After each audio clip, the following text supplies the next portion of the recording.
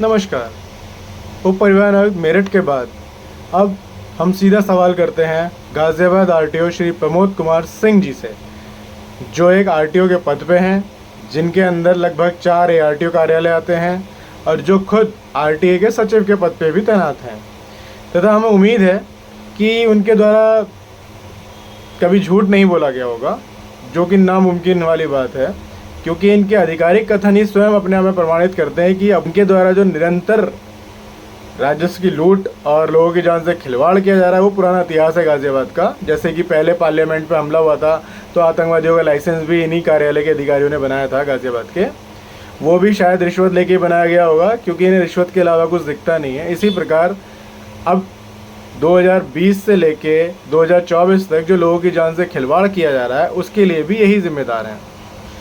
इनके द्वारा आईजीआरएस पे बोला गया कि जी संभागीय परिवहन प्राधिकरण गाज़ियाबाद किसी भी गैस के निर्माता को अधिकृत नहीं करता।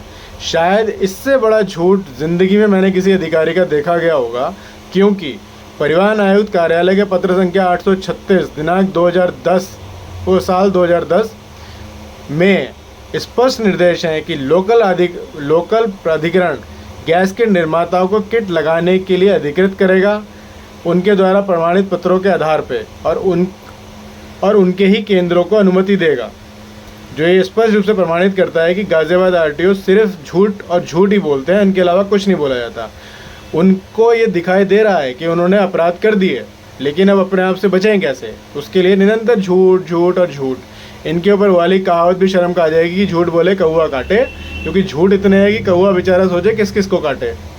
गाज़ियाबाद आरटीओ के कार्यालय के द्वारा पहले भी पूर्व में देश में हुए आतंकवादी हमलों पे ड्राइविंग लाइसेंस बना के दिए गए थे, तो ये कोई नई बात नहीं है कि गाज़ियाबाद का ये कोई नया काम है कि लोगों की जान से खिलवाड़ करना उनके स्वभाव में है। पैसे दो, पूरे देश को भेज दो, हमें कोई दिक्कत नहीं, हम सबके आधिकारिक पत्र बना देंगे, हमें कोई प्रॉब्लम नहीं है। हमारे बाद आरटीओ सीधे सवाल, महोदय एक बात बताएं, जब आपके आधिकारिक रूप से स्पष्ट है कि आपके कार्यालय और संभागीय अन्य परिवहन कार्यालयों के अंदर गैस किट निर्माताओं के द्वारा फर्जी पत्रों पर हाइब्रिड वाहनों में गैस किट लगाई गई तथा आपके अधिकारियों ने पास करा, तो आप ही के केंद्रीय मोटर नियमावली के अनुसार वो अपराधी हुए अथवा नहीं? अगर अपराधी हैं तो आपने अभी तक उन पर कार्रवाई क्यों नहीं करी? कितने पैसे लेके उन्हें छोड़ रखा है या कितनी रिश्वत लेके आप उन्हें छोड़ रहे हैं? कोई भी आरएफसी सेंटर अपने पास से तो अप्रूवल देता नहीं, अप्रूवल तो आप ही के कथन के हिसाब से गैस के निर्माता अपलोड करता है, और उसी पत्रों पे आप बिना जांच करे गाड़ी पास कर देते हैं। जांच करना तो आपके बस की नहीं है, क्योंकि एक दिन में आप 50 से 100 गाड़ी तो किसी अधिकारी के बस की नहीं है जांच कर ले केवल गैस किट के लिए, बाकी काम कौन करेगा? आपके कार्यालय, आपके अधीन सभी कार्यालय के अधिकारियों के द्वारा फॉर्म 22C पर जो अनुमति दी गई थी गैर कानूनी रूप से, वो क्या देख के दी गई थी प्रभु? ये तो बताने का कष्ट करें कि 22C पर अनुमति तो सबसे पहले आपने दी होगी ना, तभी तो त्रुटि के नाम पे आप बचने की कोशिश कर रहे हैं।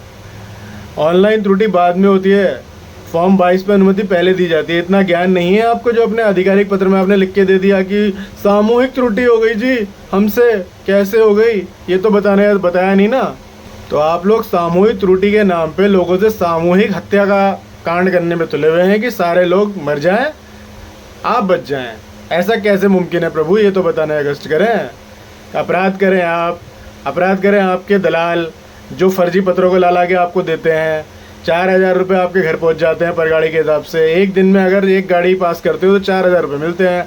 50 से 100 गाड़ी पे कितने हज़ार करोड़ कमाते हो महीने में, ये तो बता दो।